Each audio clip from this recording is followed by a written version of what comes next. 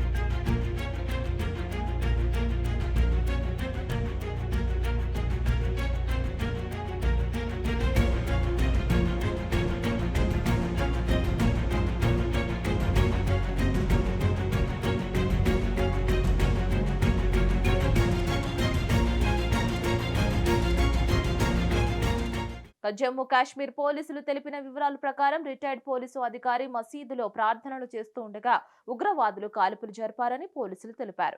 ఘటన జరిగిన వెంటనే ఆ ప్రాంతాన్ని చుట్టుముట్టినట్లు అధికారులు తెలిపారు. మరోవైపు పూంచ్ జిల్లాలోని బఫ్లియాజ్ ప్రాంతంలో అదనపు భద్రతా బలగాలను మోహరించారు. రాజౌరి సెక్టార్లోని డేరాకి గల్లీ అటవీ ప్రాంతంలో ఉగ్రవాదులను పట్టుకునేందుకు ఆపరేషన్ కొనసాగుతుంది.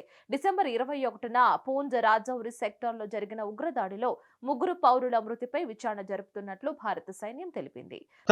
उसके बाद जब उसने अशहदु अल्ला इलाहा इल्लल्लाह पढ़ा तो फायर की आवाज हो गई। मैं समझा क्योंकि हमारी माइक खराब थी, मैं समझा शायद क्योंकि मैं ही ठीक करता था, मैं समझा मत माइक खराब हो गई या उसका मत या कुछ फट गया, उसी की आवाज आ गई। हमने बस सीरियसली नहीं लिया। उसके बाद मेरी बहू ने खिड़की से, क्योंकि हम नमाज पढ़ने के लिए उठ रहे थे, मेरी बहू ने कहा कि उधर रोने की आवाज आ रही है।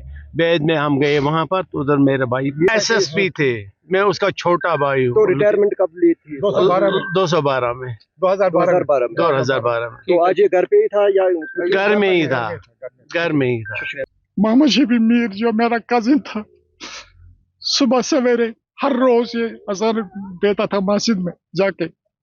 आज भी तवक्का के मुताबिक वो 6:05 मस्जिद में दाखिल हो गए, अजान देने लगे। तो मैं घर में बैठा था, कुरान शरीफ की तिलावत कर रहा था इस दौरान। तो जब अजान शुरू हो गई तो मैंने कुरान शरीफ को बंद किया, तो कुरान इस अजान का जवाब देने लगा।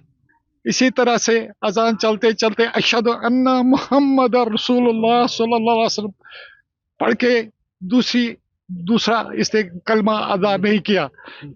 जबकि इसी दौरान मैंने ड्रम की आवाज सुनी, एक बड़ी भारी फायर की आवाज, वो भारी आवाज थी। तो मैंने कुरान शरीफ को बंद किया तो अजान खत्म हो गई, इसके आगे अजान नहीं हुई।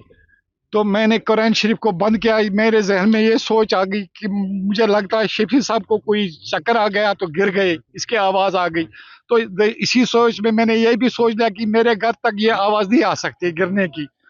तो 4-5 मिनट मैंने वेट किया। इसी रास्ता में मेरी बच्ची जो ऊपर वाली मंजिल में सोई थी दौड़ के आई, उसने मुझे कहा पापा आप बैठे हो, शफी अंकल मर गए। मैंने कहा कैसे हुआ? तो मुझे जहन में आया कि कुछ हुआ है। मैं फौरन दौड़ के आया तो यहाँ मैंने मेरा भांजा है मोहम्मद इकबाल मीर, तो मैंने उसको बुलाया। उन्होंने कहा वो शफी अंकल के साथ बारामूला गए हैं। तो तब पता चला बारामूला से हमें मैसेज आ गई कि इनको మరిన్ని అప్డేట్స్ కోసం చూస్తూనే ఉండండి హిట్ టీవీ।